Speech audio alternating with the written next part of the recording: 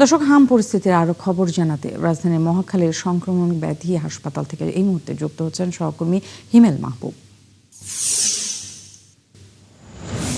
হিমেল, একটু জানতে চাই, আপনি যেখানে আছেন সেখানে হামে আক্রান্ত কতজন রোগী ভর্তি আছে এবং একই সাথে সামগ্রিকভাবে হাম পরিস্থিতি এখন দেশে কি অবস্থা সেটাও একটু জানতে চাই। কি ধরনের পদক্ষেপ নিচ্ছে হাসপাতাল কর্তৃপক্ষ এবং সরকার থেকে?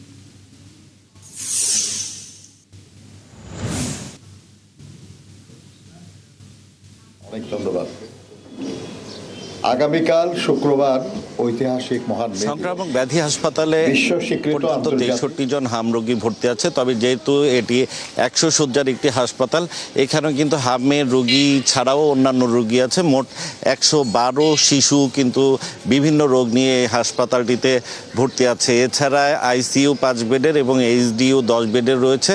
এই 15 শয্যার মধ্যে 12 শয্যায় কিন্তু শিশু আছে, আর 3টি শয্যা এইচডিইউতে খালি আছে। গত 24 ঘন্টায় মোট 27 শিশু হাম থেকে সুস্থ হয়ে এই হাসপাতাল ছেড়েছে বলে জানিয়েছে আমাদের এখানকার তত্ত্বাবধায়ক।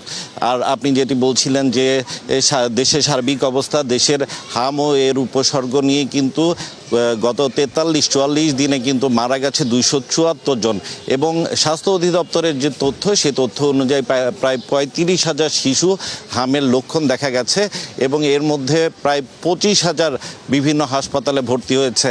আর এখন পর্যন্ত স্বাস্থ্য অধিদপ্তর নিশ্চিত করেছে যে 4,900 শিশু হাম নিশ্চিত করেছে। কিন্তু এখানে আজকে আমি একটি প্রশ্নের উত্তর খোঁজার খুব চেষ্টা করেছি।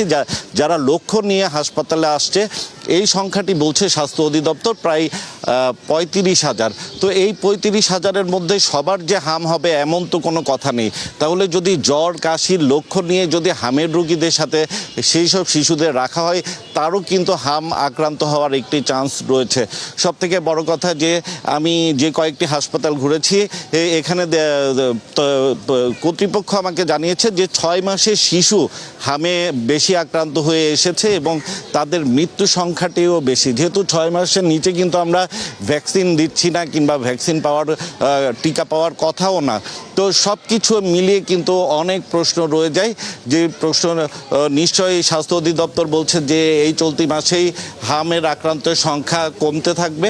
তো নিশ্চয়ই পরবর্তীতে নতুন কোনো হাসপাতাল থেকে সেই হাসপাতালের চিত্র আপনার মাধ্যমে দর্শকদের জানিয়ে দেব। নেন্সি। নিশ্চয়ই হিমেল, তখন হয়তো আপনার কাছ থেকে আমরা নতুন আরো কিছু তথ্য পাবো। আপনাকে ধন্যবাদ। দর্শক, হিমেল মাহবুব আমাদেরকে মহাখালীর সংক্রামক ব্যাধি হাসপাতাল থেকে জানাচ্ছিলেন হাম পরিস্থিতি সর্বশেষ খবরাখবর।